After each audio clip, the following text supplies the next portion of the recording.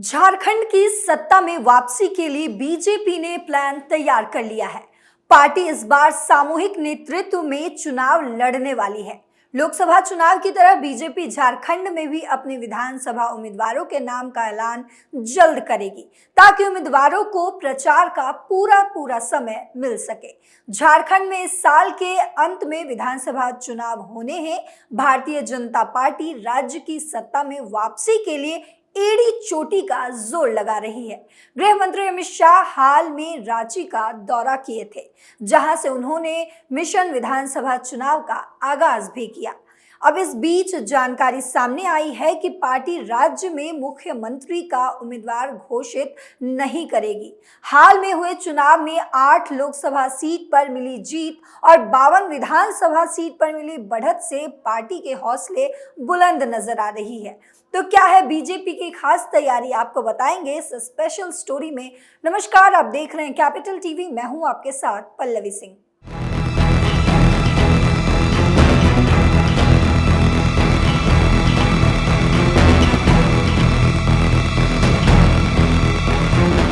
झारखंड की सत्ता में वापसी के लिए बीजेपी ने पूरा जोर लगा दिया है और तैयारी पूरी कर ली है। हाल में ही चुनाव के 8 लोकसभा सीट पर मिली जीत और 52 विधानसभा सीट पर मिली बढ़त से पार्टी के हौसले बुलंदी पर हैं।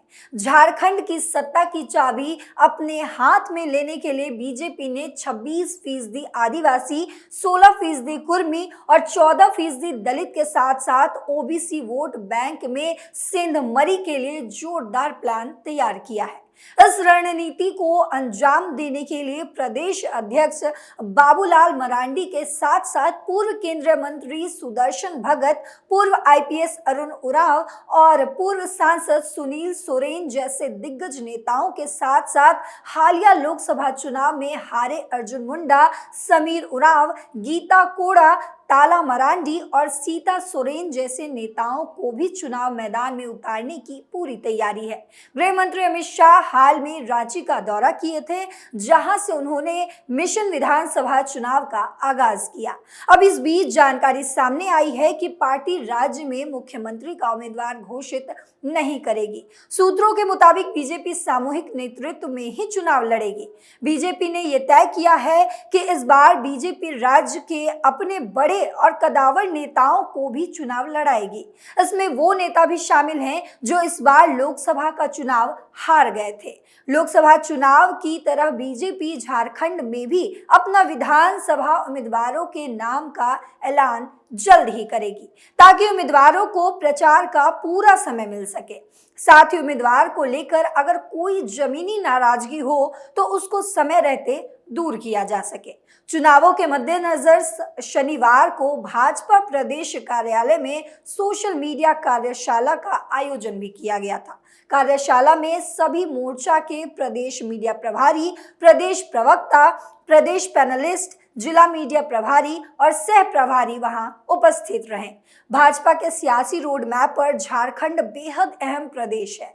झारखंड की सीमाएं जिन 5 राज्यों के साथ लगती है, उनमें पश्चिम बंगाल को छोड़ बिहार, ओडिशा, छत्तीसगढ़ और यूपी में भारतीय जनता पार्टी सत्ता में है। छत्तीसगढ़ के बाद ओडिशा में आदिवासी नेता को मुख्यमंत्री बनाकर भाजपा ने आदिवासी बहुल झारखंड के लिए एक बड़ा संदेश दिया है। झारखंड की सत्ता में भाजपा 5 साल के बाद वापसी कर लेती है तो पश्चिम बंगाल में 2026 में होने वाले विधानसभा चुनाव के लिए किलेबंदी आसान हो जाएगी। भाजपा के झारखंड प्रदेश अध्यक्ष बाबूलाल मरांडी इन दोनों नेताओं की चुनाव प्रभारी और सह प्रभारी के तौर पर नियुक्ति से उत्साहित है। वे कहते हैं, मुझे पूर्ण विश्वास है कि इन दोनों नेताओं के संयुक्त मार्गदर्शन में भारतीय जनता पार्टी झारखंड में मजबूत सरकार का गठन कर राज्य की 3.5 लाख करोड़ जनता को कांग्रेस झाझुमो को भ्रष्टाचार और कुशासन से मुक्ति दिलाएगी। झारखंड विधानसभा के नेता प्रतिपक्ष अमर कुमार बावरी ने भी इन दोनों नेताओं को बधाई और शुभकामनाएं देते हुए एक्स पर लिखा, प्रधानमंत्री नरेंद्र मोदी और आपके नेतृत्व में भाजपा झारखंड को लूट, झूठ और भ्रष्ट झाझुमो कांग्रेस राजद सरकार से आजाद कराएगी।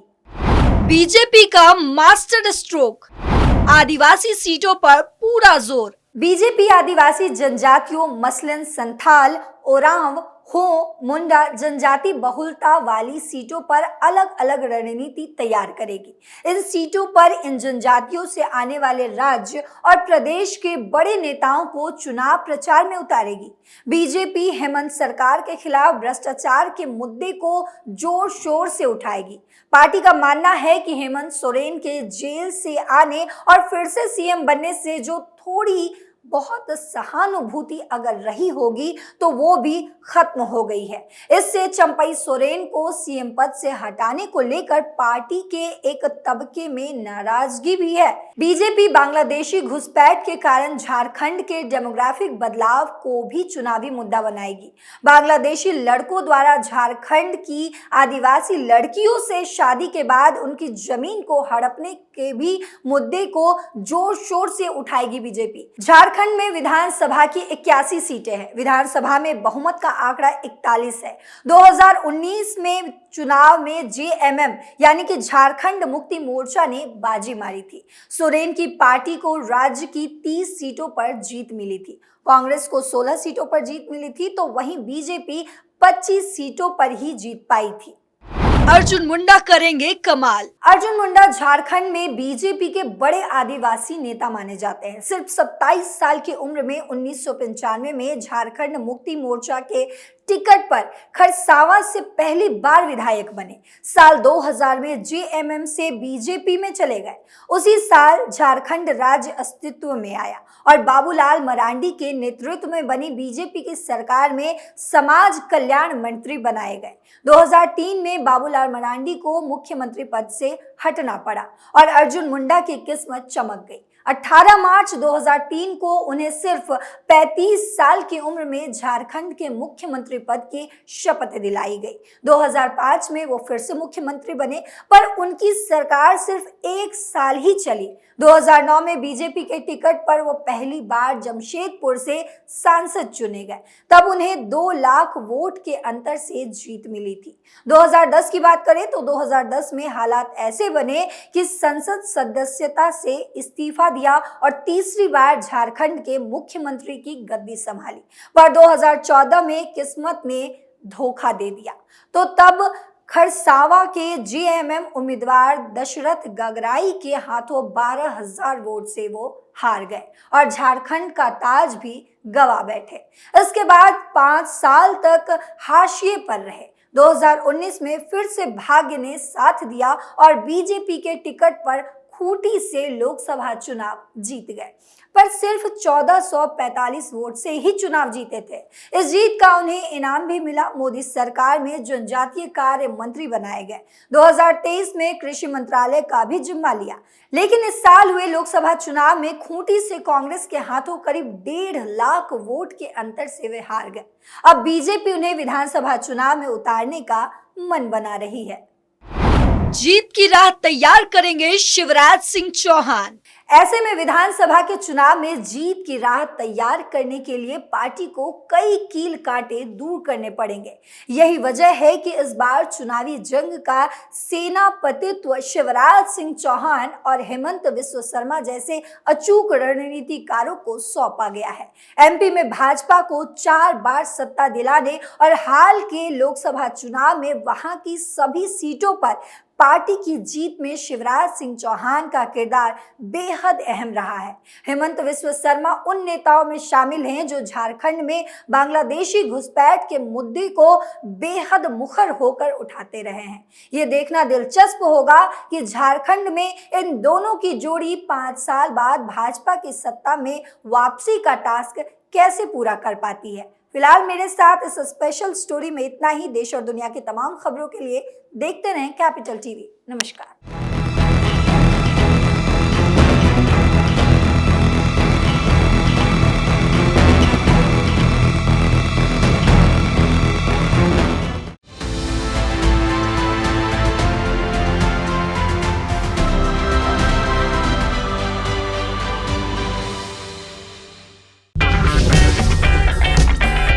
अगर आपको हमारा वीडियो पसंद आया हो तो इसे लाइक करें, हमारे चैनल को सब्सक्राइब करें और हाँ, बेल आइकन दबाना ना भूलें। ताकि आप तक हमारे वीडियो की नोटिफिकेशन पहुंचती रहे। आप अपना सुझाव हमें कमेंट बॉक्स में दे सकते हैं। हमारे साथ जुड़ने के लिए शुक्रिया।